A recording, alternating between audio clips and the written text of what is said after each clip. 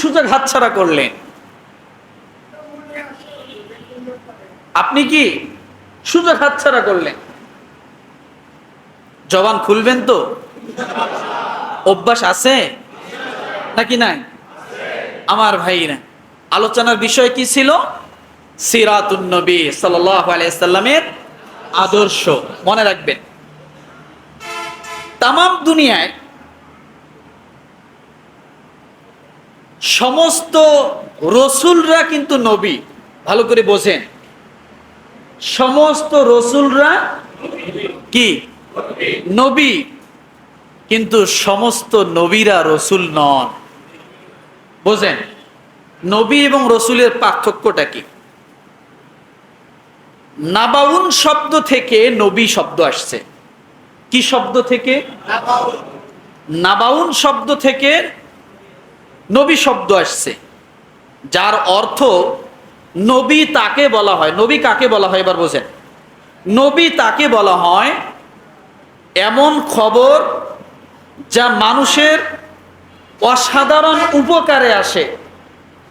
যে ব্যক্তি এমন খবর দিতে পারে তাকে কি বলা হয়? নবী বলা হয়। মানুষের অসাধারণ উপকারে আসে, দুনিয়া এবং আখেরাতের কল্যাণে আসে, এমন খবর করনেওয়ালাকে, খবর বলনেওয়ালাকে কি বলা হয়? নবী বলা হয়। আমার ভাইরা, ভালো করে বুঝুন, মানুষের বিবেক বুদ্ধি যেখানে শেষ, সেখান থেকে নবুয়তের জ্ঞান শুরু।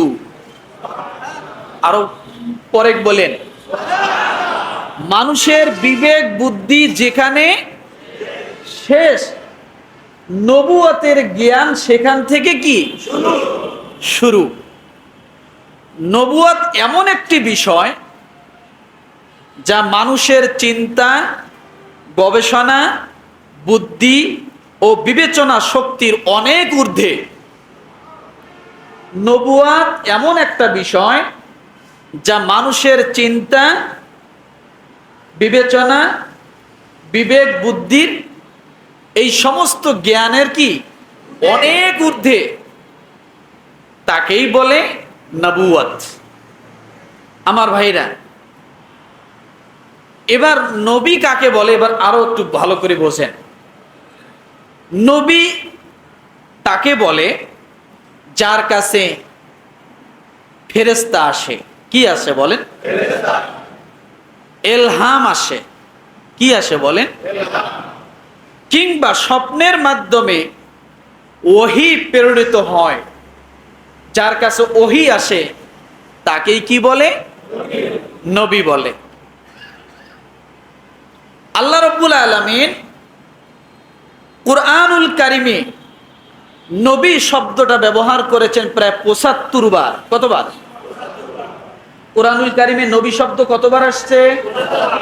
জোরে বলেন। ৭৫ বার নবী শব্দটা আসছে। নবী এক বচনে আসছে ৫৪ বার এবং বহু বচনে নবী শব্দ আসছে ২১ বার।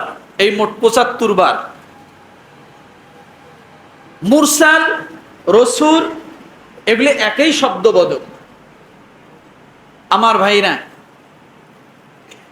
এরপরে আল্লাহ রাব্বুল আলামিন কুরআনুল কারিমে মোট ২৫ জন নবীর নাম উল্লেখ করেছেন। কতজন? কতজন? ২৫ জন নবীর নাম উল্লেখ করেছেন। তাহলে আমরা নবী শব্দ কোরআনে কতবার পেলাম? ৭৫ বার। নবী কাকে বলে? যার কাছে ফেরেশতা আসে, ওহী আসে, স্বপ্নের মাধ্যমে ওহী প্রাপ্তি হয়, এলহাম আসে, তাকেই কি বলে? তাহলে নবীর সংজ্ঞা পেলাম। এবার আসুন রসুলের সংজ্ঞা। রসুল কাকে বলে?